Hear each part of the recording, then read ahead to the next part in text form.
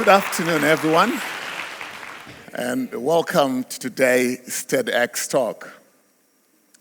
I have the privilege this afternoon to take you on a journey into the fascinating world of dental facial anatomy. Together, we're just going to explore the intricate relationship that exists between form and function, and how this shapes our smiles, teeth, jaws, and our facial features. My name is Antony Chinhara, and I am a dental practitioner. More exact, I am an orthodontist.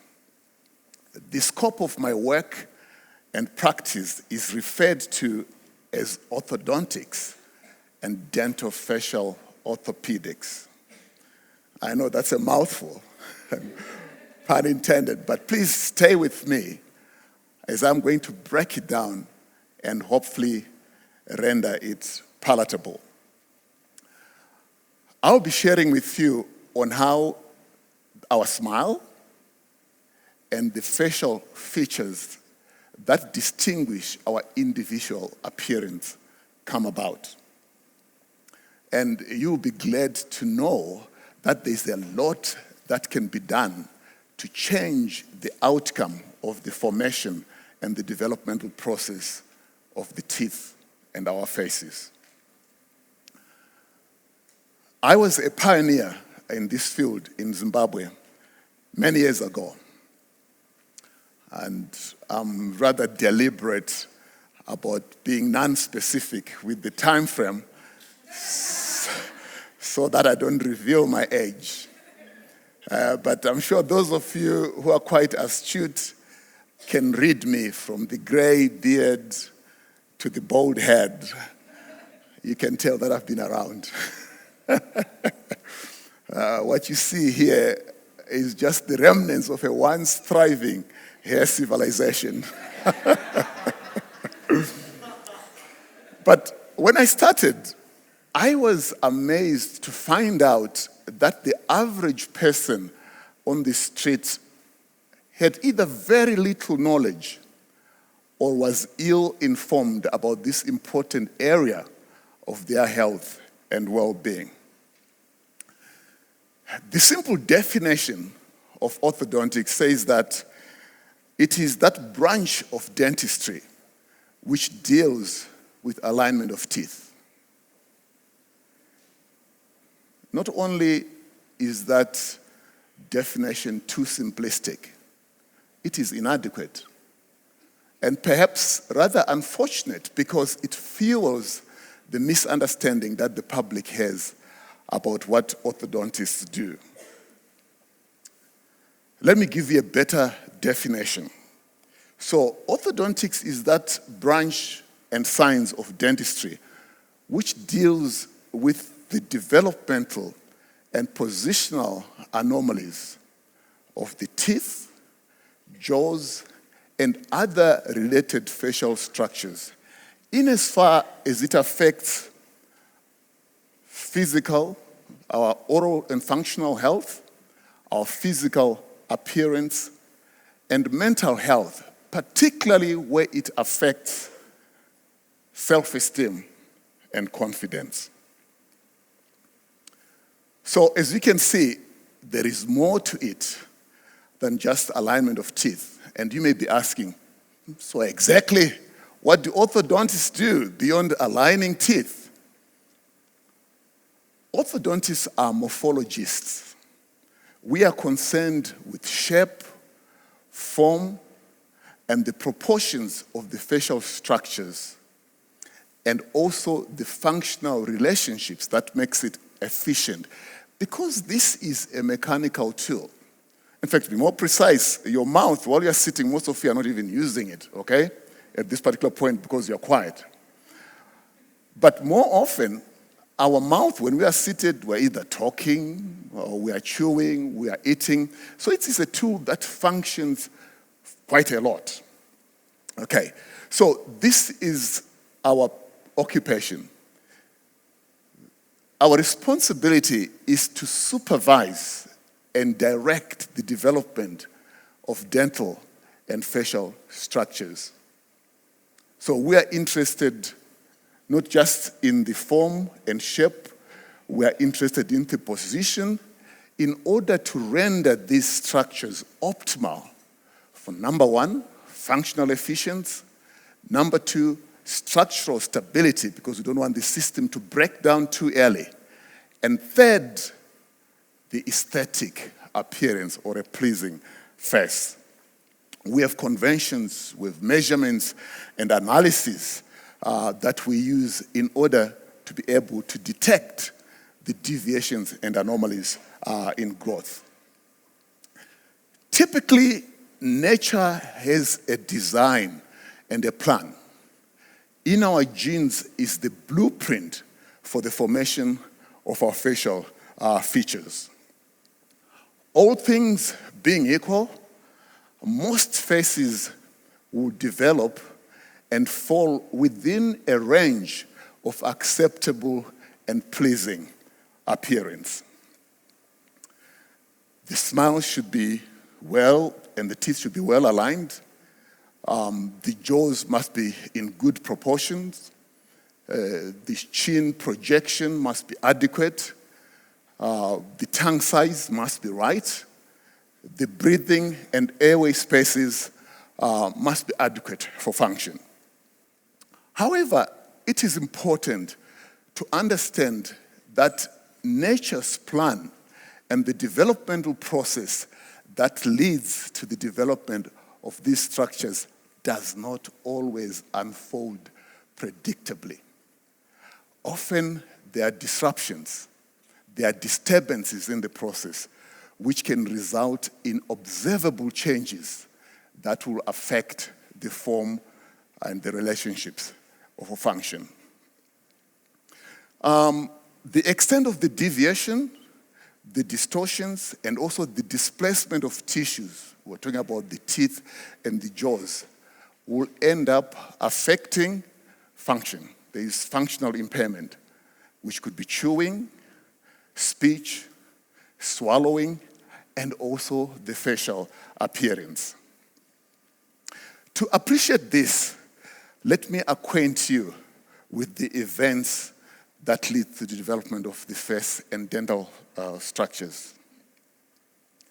So, at birth, by about age 6, several teeth erupt into the mouth. To be precise, with 20 milk teeth or baby teeth. And by about age 3, they are all in place. Later on, from about age 6, as you continue on to about age 13, we begin to lose the baby teeth, and they are replaced by permanent, or what we call adult teeth. In essence, these are 52 separate events of formation, development, and maturation.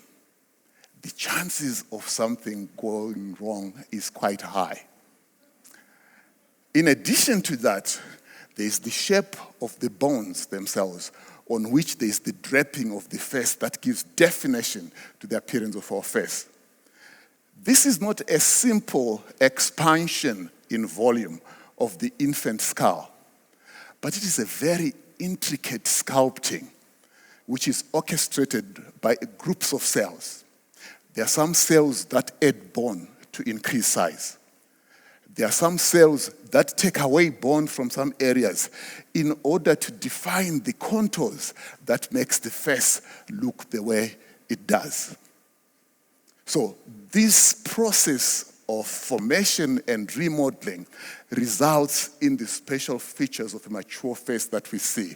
The prominence of the chin, the cheekbones, and also the definition of the jawline. It is an intricate process of nature.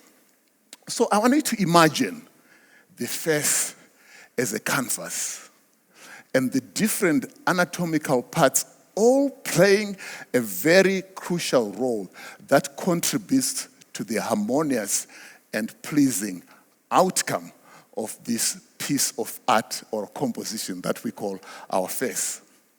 So from the teeth in terms of their alignment, the jaws and their proportions, the height of the face, the width of the face, every element contributing to this harmonious balance and symmetry of the face. But you also need to understand, as I've mentioned before, that there are disruptions to this delicate process, and the balance sometimes is not achieved. There are some unfortunate events that can occur during development, and we end up with observable changes or a deviation in form that will give us a non-pleasing form or a dysfunctional relationship. Let me give you some interesting facts. You may be aware of this. There is research that has confirmed that facial attractiveness clearly gives some advantages. It actually plays a significant role in professional and personal lives. It has been known, unfortunately, that some teachers will favor the kid with attractive features and give them better opportunities in the learning process. It is also clear that facial attractiveness or lack of it can impact social interaction. It can enhance opportunities professionally, scholarly, or mating. So you might be saying, gee, what can I do with the face that I've been given? What I'm saying to you is that the face you have is not necessarily the face you were meant to have. But the outcome of unfortunate events that disturbed the growth and development process, causing distortions, and which is fortunate because we can intercept it orthodontically. For illustrative purposes, I want you to think of the genetic blueprint from which our facial features are formed. Think of it as the pattern from which a tailor makes a garment.